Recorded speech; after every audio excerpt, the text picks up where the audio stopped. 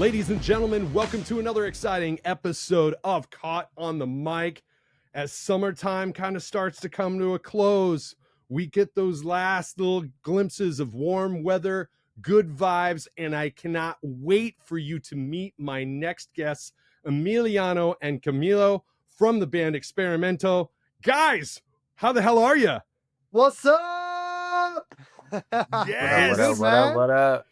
Oh my gosh. We're excited to be here. Dude, I have been so excited for this episode. I was telling the guys right before we started recording how my wife and I were driving around the other day. We're running errands and I queue up Spotify. I know that might be a bad word whenever we're talking about pay or whatnot, but I queue up Spotify. I put on a whole playlist of these guys' music and we're smiling from ear to ear.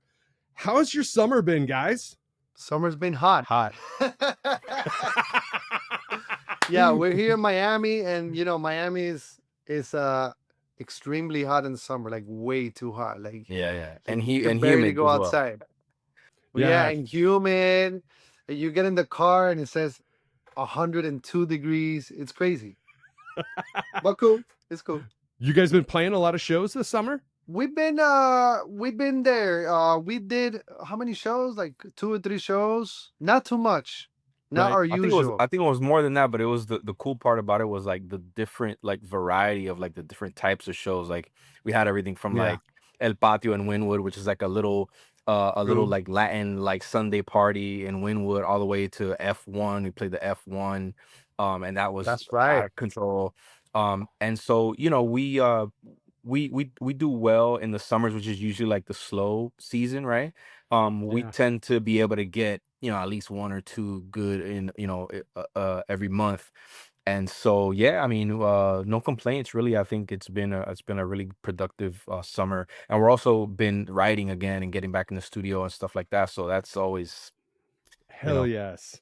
That's exciting. Well, let's talk a little bit about your guys' origin stories. I'm going to allow you guys the opportunity to introduce yourselves one by one, first and foremost. Whoever wants to go first, take your shot. My name is Emiliano, and we are Xperimento, and I'm from Buenos Aires, Argentina. Raised in Miami. I do background vocals. I play trumpet. That's it.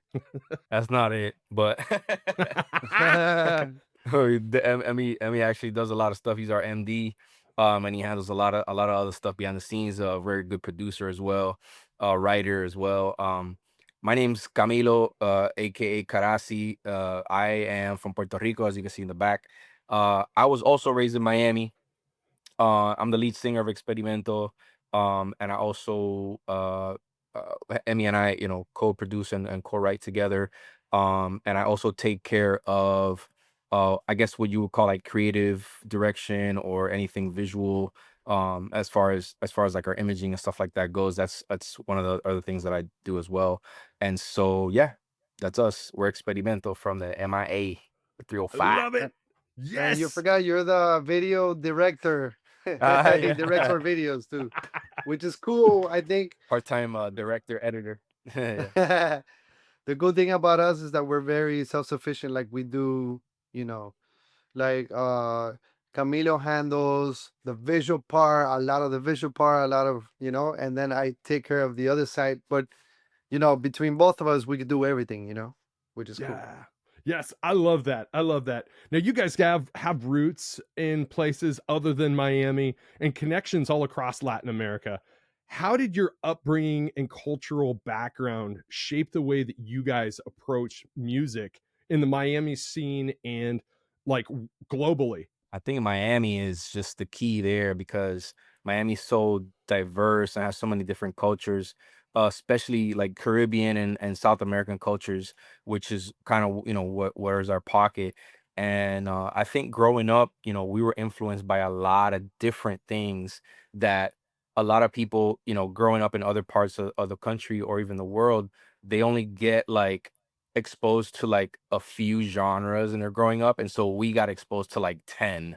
You know what I mean? Like everything from like reggae, salsa, cumbia, merengue, bachata, hip hop, jazz, funk, soul, R&B. Like I could go on the list. You know what I mean? Like everything is here, and so like we are a band that, you know, the name Experimento translates to experiment, which is like we're experimenting with different things, different sounds. We take something from over here and we go, what would happen if we mix it with this from over here? People would think that maybe it wouldn't mix, but since we're so versed in all these things, then we kind of cook them up and make them like mesh together. So we do like really cool mashups and stuff like that. And it's just kind of like it, you know, our influence is literally like where we come from and what we've listened to like pretty much all our lives.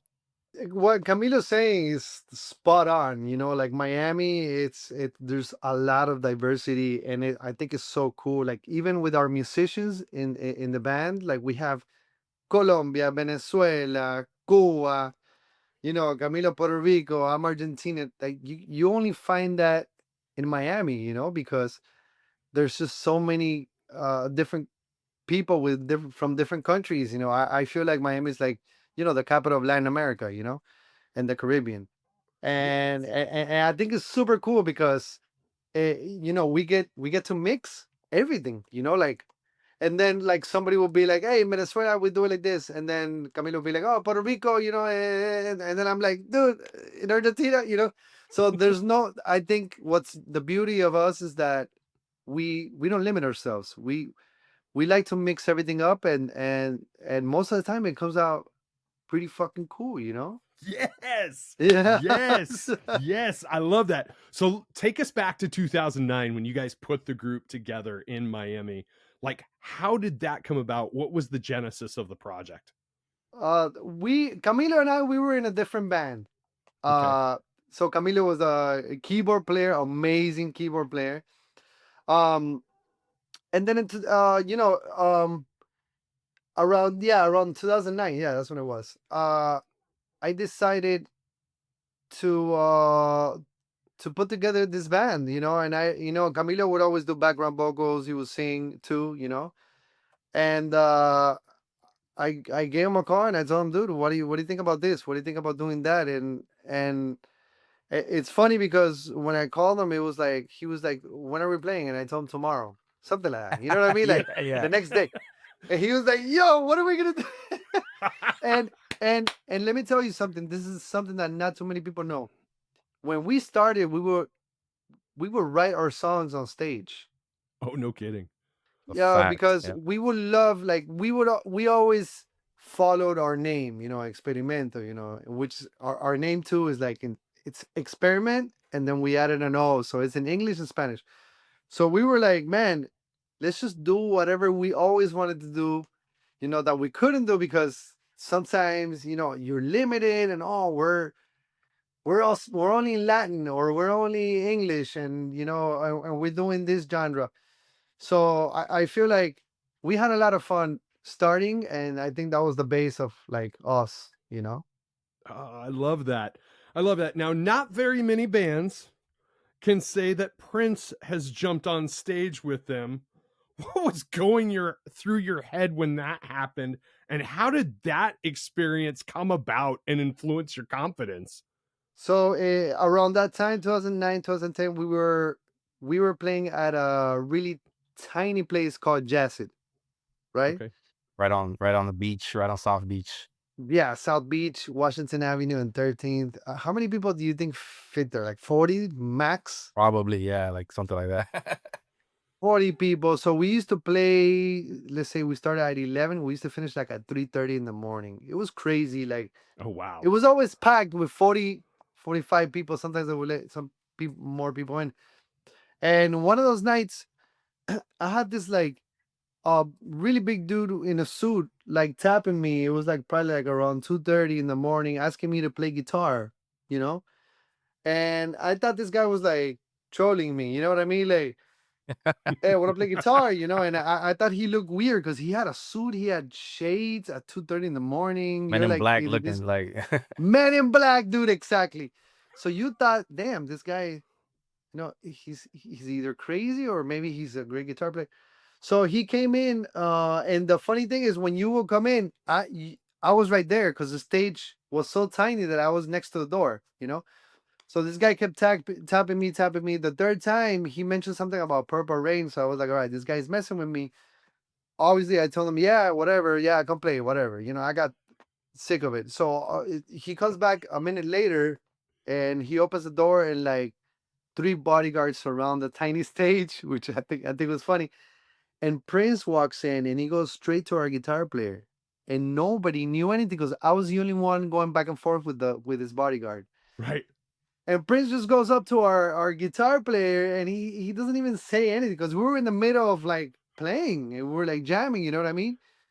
And Prince just goes up to him and our guitar player, I remember looking at El Negro, just giving him the guitar. like like he thought that he was dreaming or something. And then Prince got his guitar, started jamming. I think he jammed like 2 songs. And it was crazy because like at the beginning it was Tuscumbia. At the beginning he was asking me kind of like the chords, and I was like, "Is this really happening? Like, what's going on, dude?" And I had drank a few beers, and I was like, maybe I don't know, maybe I'm too drunk. I don't know, or maybe I popped something and I forgot. So anyway, he played 2 songs, and then he just left. And let me tell you a funny story. Our guitar player, we call him El Negro. He sold that guitar a couple months ago, and I wanted to kill him. Because No we have kidding. pictures. We have pictures of Prince playing his guitar. Like Oh. he Yeah. sold it. You know what I mean? Like it's crazy. So anyway, that story was crazy. This guy sold his guitar. We had a buzz with Experimento when we were starting. The story goes that he was looking for a Latin band. You know what I mean? Yeah. And some people told him about us, and he was probably like, let me jam with these guys. Well, any Chappelle Show fan would kill me if I didn't ask this question, but did you guys get to play basketball and eat pancakes with them afterwards?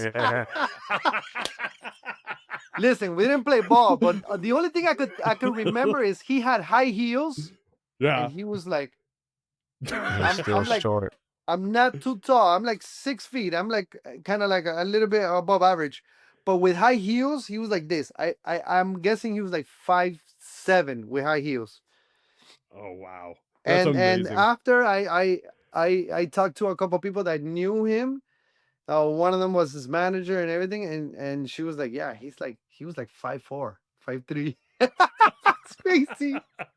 But I heard he's a baller. Like for being that short, that's like Spud Webb level stuff, right? Oh there, yeah, man. Muggsy Bogues style. Yeah, he's a Yes. baller. Yeah. Yes. They told me he will play like the Chappelle Show is like very real. Yes. Yeah. Yeah. Like he Yeah. will play Yeah. at 3 in the morning. Like call his buddies, and how do you say no to Prince? You know what I mean?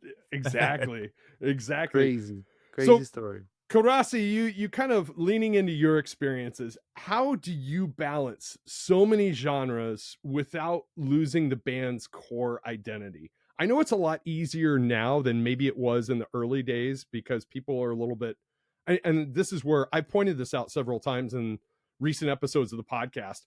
As much as we want to shit on streaming, one of the benefits of streaming is people are starting to look at music as music and looking at it as being borderless now, where Yeah. originally not even as little as 10, 15 years ago, an A&R rep would say you need to get into a lane and stay in that lane, but Exactly. you guys are really diverse. How do you Yeah. balance that without losing the core identity of the band? I think that we try to tap into a little bit of everything. And sometimes we look at like, let's say like the last couple songs that we've done, and we kind of just go with what does well, um, with the audience, and also keeping true to like what we really like, what we enjoy. We're not afraid to try anything. And I think the balance comes from just like be you know being on stage musicians, and playing live, it has been like the core of like what we've done. And so it has to work live. Yep. It has to work, in a live performance setting. No autotune, no tricks, you know what I mean? Like just like raw live, like everything real.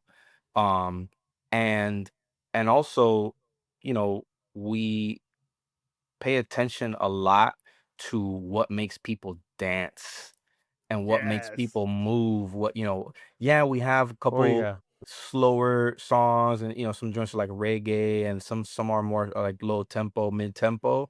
But our really bread and butter is like that up tempo, like you want to oh just yeah, like fly through the roof of the place, like, you know what I mean? Like when we're on, and that's kind of like what we try to focus on. So whatever rhythms and whatever genres, quote unquote, because I remember when there was like, like genres was actually a thing. Now it's not as much anymore, because it's like, exactly, because people exactly. have already like realized like, oh, it's just like a tag or a label that the labels put on music, so that way. That the labels will put a lot. Yeah, Yeah, because Yes. that way they can sell and they can categorize and they could be like, oh, whatever, this and that. You know what I mean? Um, there's so many more genres now that it's almost no genre. You know what I mean? And so we kind of pioneered that vibe of just like, let's mix things together. Like, why does a song have to be straight one rhythm the whole entire song? You know, that is exists, and there's an audience for everything, right? But I think that more and more, especially live, and especially nowadays where, you know, attention spans are a little bit shorter, and people want to have moments, they want to feel moments, like Yes. more often, like in a song. Like before, you had like one big moment in a song, and it was like the crescendo and boom, and then like we have songs that's changed rhythm like four times, you know what I mean, back and Yeah. forth through the thing, and it keeps people on edge, and it keeps it interesting, I think. So we balance it with just like feeling out the people, and also just like one of the rules, I think, like on one of those like unspoken rules, is that we gotta love it. You know what I'm saying? Like, we're never gonna do a genre that we don't love 1,000%. You know what I mean? And that doesn't resonate. It could be like the number one freaking uh thing going on in the moment.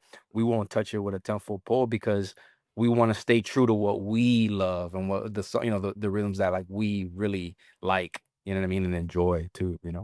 I love that. I'm kind of going back to a point that our mutual friend Kevin Jordan Reese from the Reese brothers mentioned Kev. on the pod a couple of weeks ago. And then I retraced with our other mutual homies, the guys in Glass Cities. People look at music less as genre and more as mood now. And that's like, and yeah. and and that is such an amazing and profound thing. And Kevin Jordan Reese was the one that pointed that out. And I was like, shit, dude, you're onto something here. What a cool So dude. Kevin is such a cool dude. Reese Brothers, Yeah, great yes, man. band. Both the bros are, yeah, the Reese brothers, man. They're super talented cats, super nice, man, super good, good people. Yeah, man.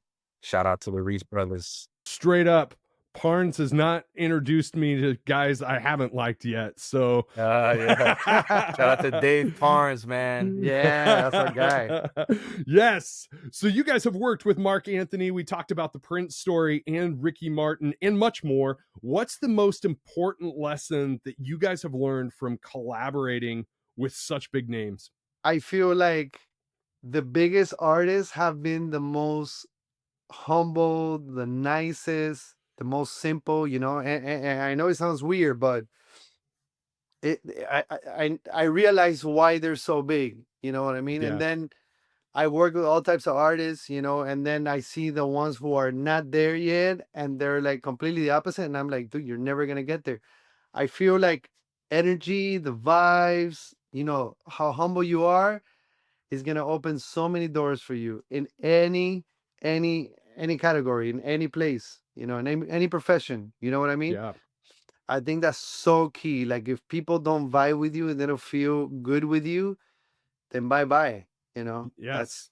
That was the biggest artist, like with Marc Anthony. Like remember, Camilo, with Marc Anthony, dude, huge Coolest. superstar, and he was like, Yeah, "Hey, what's up, coolest. guys? Like, Hey, oh my god, yeah. just talking. Yeah, this girl, she's crazy. Look at her, like super down to earth. You know what I mean? Like he said hi to everybody. He gave, it's like, dude, Ricky's the same way. Like the biggest artists are the coolest ones, the nicest Yes. ones, and then you have some that are not that big, and they're assholes, and you're like, dude, nah. That's not Right. gonna happen. Or maybe they make it and they drop right away. So that's been my biggest lessons with the biggest, you know.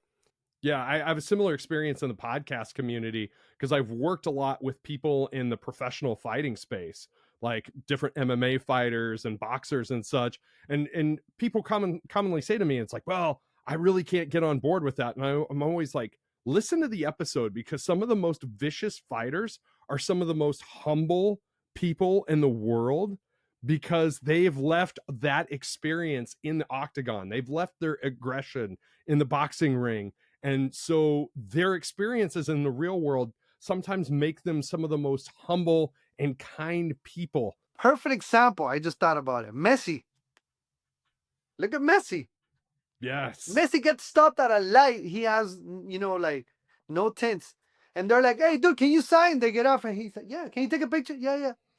Dude, nicest dude, best soccer player in the history of like soccer, like by a lot. And the guy is the most humble guy. I feel like, he's the prime example. So I think the same. I think that what I've paid attention to and what I've learned is like it's all about how people treat other people. Like when it comes to like big artists, you know what I mean? Like I always pay attention to that. And that marks, for me a big like it basically it shows me like, okay, like if you want to make it this far, like if you want to make it this big, it's all about like how you treat others Yeah. that work with you, that work for you, that work around you, how open you are to, to collaborating. Like people that tend to be have people that tend to have like a bad name, a reputation of like being, rude or stuff like that. Like those people, sometimes they last, but for the most part, I don't think they really, like some people like to be hated. You know what I mean? Like, uh, Right. I like Right. when it comes to doing something that I love, right? I want to be around people that love.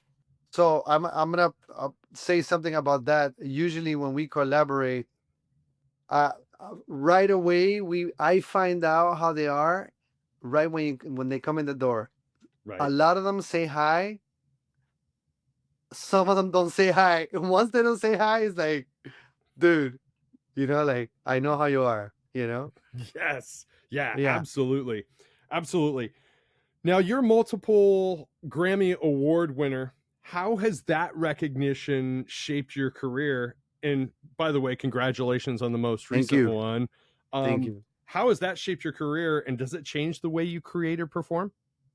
No, it doesn't change at all. I just been lucky to work with all these different people, geniuses, you know what I mean? And they would just call me, to produce, to arrange, to record, that's what I do in the studio. I write a lot, but with this big artist, I was mainly producing and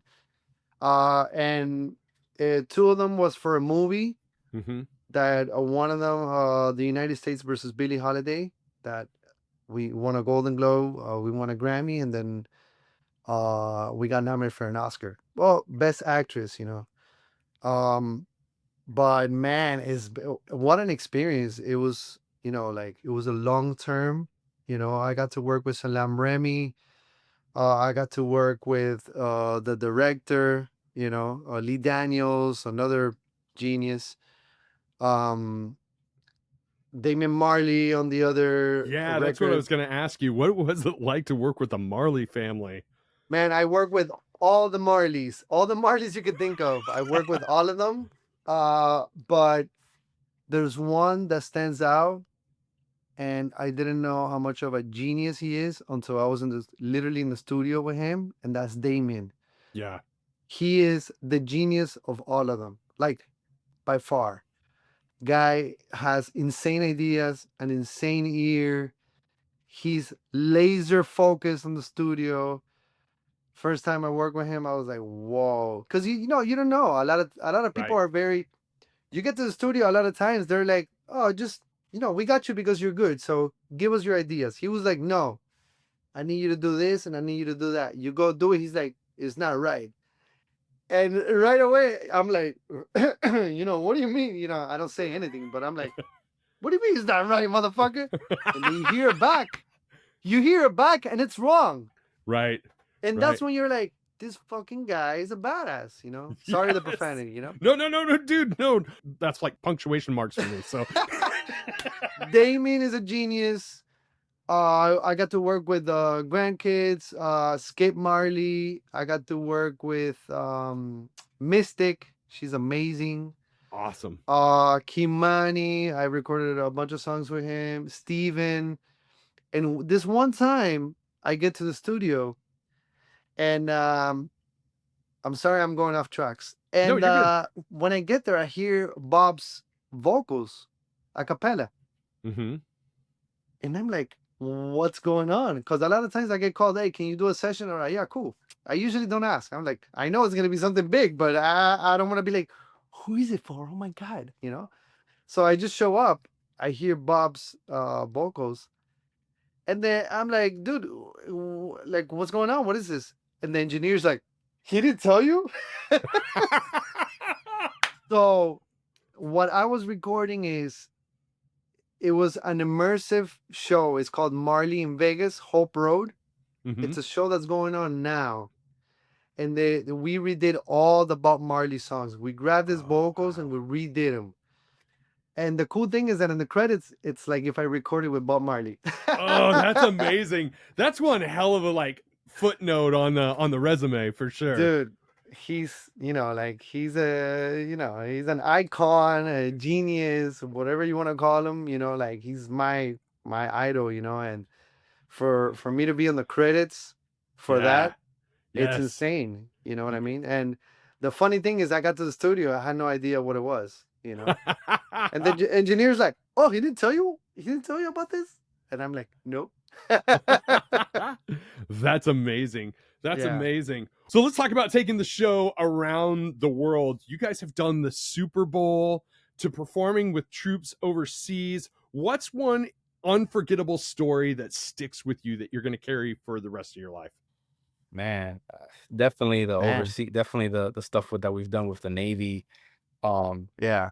I mean, you want to talk about just like a once in a lifetime thing, or like, stuff that really is like you feel like you're living a movie or something. Those experiences for me were impactful, super unforgettable. I'm super grateful as well. I'm somebody that never really like my dad's a Vietnam veteran. Um, Sure. and so I tend to, before I would look down negatively at anything, with armed forces or war or anything like that, because I just didn't know anything other than like the bad experience that my dad had, being drafted to the war and things like that. And then you see the news and you see stuff about war and you're just like, there's no way you could spin that, you know what I mean, to be a good thing, right? So I had this very like negative view of all of that, without really knowing, or having any firsthand experience. And so when they asked us to play for the Navy overseas, the first trip that we did was Guam. We went to Guam. They sent us to Guam to Wow. go play for the troops. Awesome. And since then, we've gone to Japan, we've gone to Bahrain, we've gone to Africa, Guantanamo, Guantanamo Bay, we've gone to Africa, we've gone to uh, you know, places Middle East. where, yeah, we've gone to places that like I couldn't even tell you what they were because they literally don't exist like on any map or anything. Like and sometimes, we did one of the trips that we did was on an aircraft carrier, the SS Truman, I believe it was. Humongous. It wasn't the Boxer? It was the It Boxer as wasn't? well. That was one that was Yeah. also part of the trip. That that trip, I couldn't even tell you where we were because we were out at sea. You know what I mean? And probably I don't know the Middle East somewhere.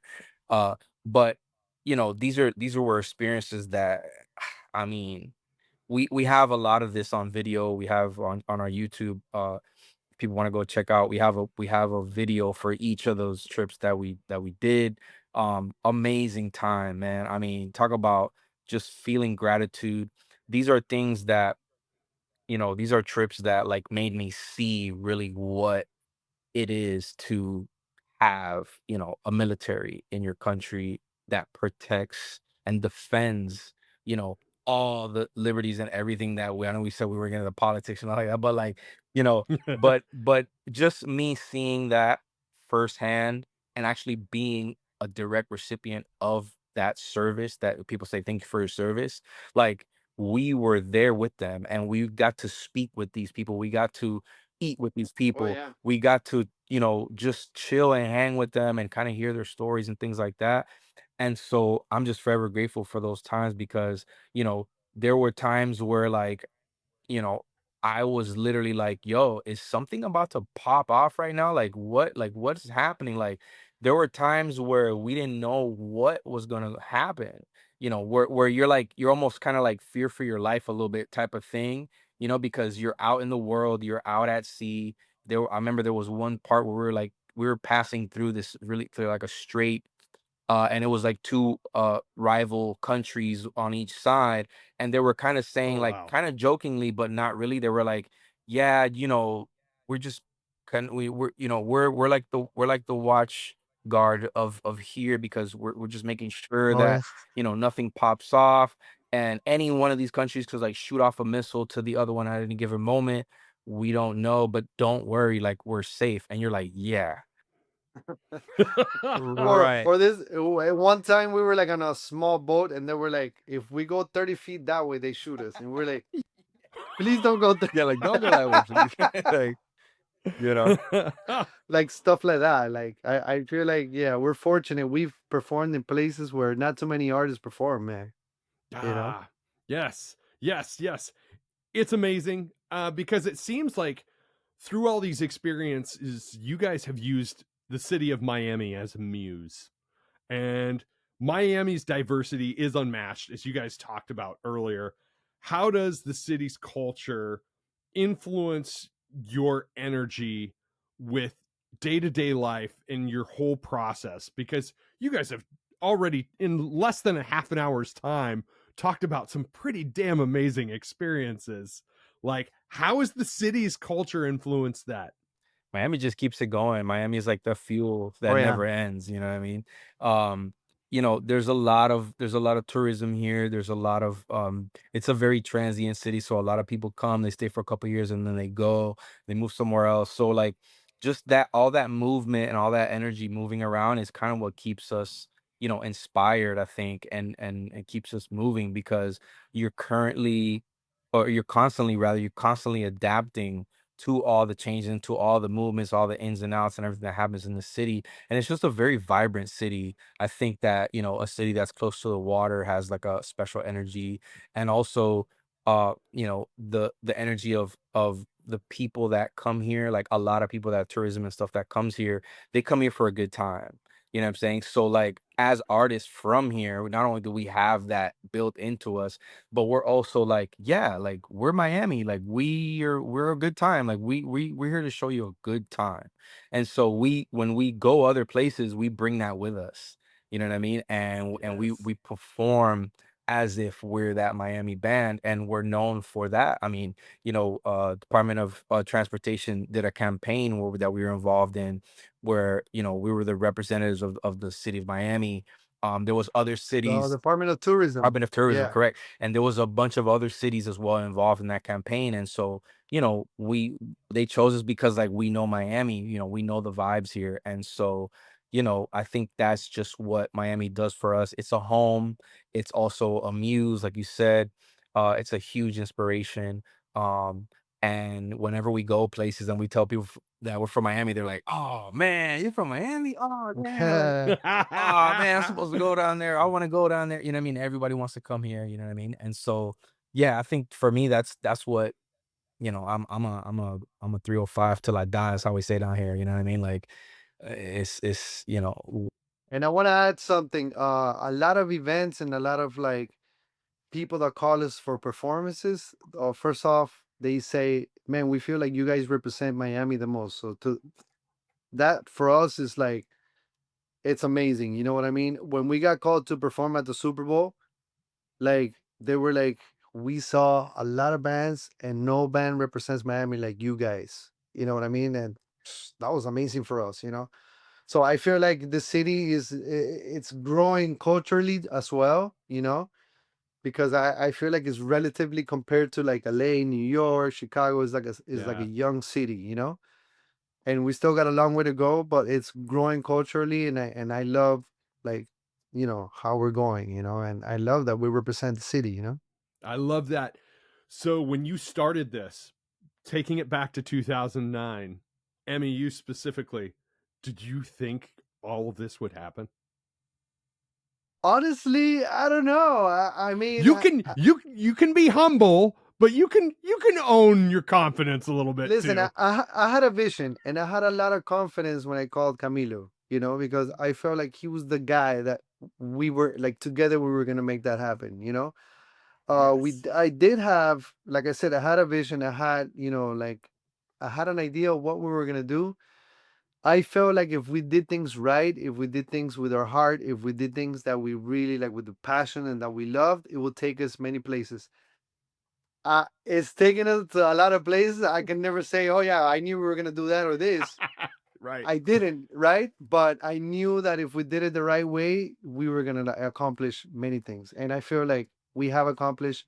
We still got a lot of things more to accomplish, but I feel like we've done a lot, you know. And I, you know, I love that. I love it, you know. That sets the table perfectly for my next question, and that is, what can fans expect for the remainder of 2025 from you guys?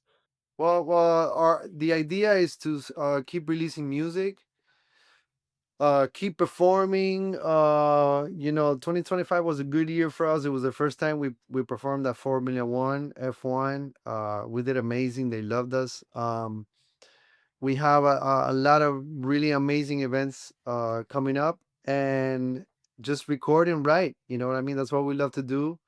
Like Camilo said, our recordings are one thing, and our live show is like Yeah. explosive. You know, people Yeah. like, you know, like after the show, that's what we love the most. Like, oh my god, who the fuck are you guys? Like, and that we're Yes. like, oh my god, thank you. That's why we do what we do. You know, because No shit. When I started this episode and I was telling you the story about my wife and I on that drive, some of my most favorite recordings that we were listening to were some oh, of we your want to know, live yeah. Oh, the live were your stuff. live sessions. Yeah, Nice. like the Sugar Shack Oh, sessions okay. and all of that stuff. I'm Yeah. like, it's because the organic nature of how music translates not live versus just Yes, in the studio. Like you actually feel like you're there. When I was younger, I would listen to live albums. And I'm like, okay, I'd rather listen to the record version. As an exactly. Yeah. older gentleman, now I'm the total opposite. Yeah, man. Like, Dude, that is so cool. That's so cool that you said that. And now that I think about it, you know, a lot of times, like when you get asked questions, you're like, oh, damn, you know? So now that I think about it, that live album, Camila, that we have is from 2015. We got to do something. We got to do another one. Yeah. Because I feel like we've evolved so Oh, for much. sure. We've grown so Big much. time. You know, like we're like almost like another band, like in a good way. Do you know where we got to record? At the Green Parrot. That's the Oh, man, spot. that would be crazy. ladies and gentlemen, you heard it here first, and your new friend caught on the mic, Mike Clark, needs to be mentioned in them liner Yes, notes sir. once Mike, it's all done. we're gonna give you a shout out when we Yeah, do man. it. Shout out to the Green Parrot, man. Shout out to Sugar Shack, man. Sugar Shack, yo, they've been Yeah, amazing to us. We recently played Sugar at their Shack. Yeah, venue, at their brand new venue. It's amazing. We had a blast. They really put us on, man, and they really showed us love a lot. You know, they got us involved. You know, they helped us to be involved with Reggae Rise Up as well. We did a set for them at Reggae Rise yeah, Up. Um, yeah, I think more in store for us is, you know, more live energy, more live recordings. Uh, Studio's great, you know what I'm saying? Like you know, doing stuff in the studio is awesome because you have more of like Right. a liberty or freedom. You don't have to rely on like 5 or 6 guys, you know, at a time, you know, to do stuff in the studio. And we cook up a lot of our stuff in the studio, and then we bring it to the band and we're like, hey, you know, check this out. We got this, you know, let's flesh this out. Let's give this, you know, a live sound or whatever. But yeah, I think just, you know, our formula has been working for us, and I think just keeping up with that, keeping doing more of this of that, and switching it up and keeping it original and fresh as well. I think I see us, doing that, in the rest of the year and and towards 2026 and beyond. I love that. And kind of on that note, real quick pitch from each one of you. When people leave an Xperimento show, what's one feeling or hope that you have for people in the audience to walk away and carry with them? We want to blow them away. Blow Bro, them I, I away. I want people to be like, damn, I gotta buy new shoes after this. My shits are gone. Like my souls are fucking gone. Like, yeah. Oh Yeah, my we gosh. take pride in people dancing, moving, jumping. Yeah. Oh Yeah. man, I love that. I love that. Guys, I have had so much fun hanging out with you dudes. Like for Likewise, real. bro. I hope we can do it in the real world. My closing question, my most favorite question to ask every single guest on my show, because as we talked about before we pressed record, I like to create my podcast as a form of escape for people, much like you guys do with your music, right? There's so much going on in the world that we like can easily leave us sour every day. Optimism rules everything, right? So, what is your advice for making the world a better place tomorrow than what it is today? You guys can go one at a time. I would love to hear your takes. For me, it's simple. I feel like we gotta start loving more, and we gotta start getting closer to the people that we love. Do everything with passion. Follow your heart. Don't follow your head so much, and you'll be fine in this world.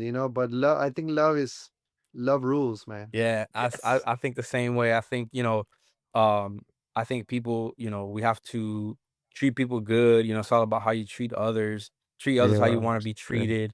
Like Emmy said, look for love. I know a lot of people, especially younger generations, they think love is corny and it's like, oh, whatever. But Yeah. it's really true. I mean, love is a big force, and I think that, uh treating people well, sticking close to your loved ones, sticking close to your family, and just really like believing in yourself and knowing that it's possible, especially now more than ever, to do what you love and to be okay in the Oh world. You know yeah. what I mean? Like you don't have to be stuck to, a slave job or some type of job that you don't love. Do what you love. It's possible. You know what I mean? And stay positive and just yeah, everything will work out if you do those things. And enjoy the moment. Enjoy them like Yes. this moment, dude. I had so much fun, and you treated us with so much love that I'm super happy you made our day. You know what I mean? Oh man, likewise, likewise. Man, guys, tell my audience where they can find you online. Check us out at experimentomusic.com. We're on also Instagram as we are Experimento with the letter X up front. And yeah, look us up online. Emmy, Karatzi, man, you guys made my day too. This has been so much fun. I am so hopeful that we can run into each other in the real world. Thank you Yes. so much for doing the podcast. Likewise, Mike. The world's a much better place with you guys in it. Thanks, man. Oh man, you're so Likewise, bro. sweet. You're awesome, dude. Thank you for having us. We love being here, dude. For real.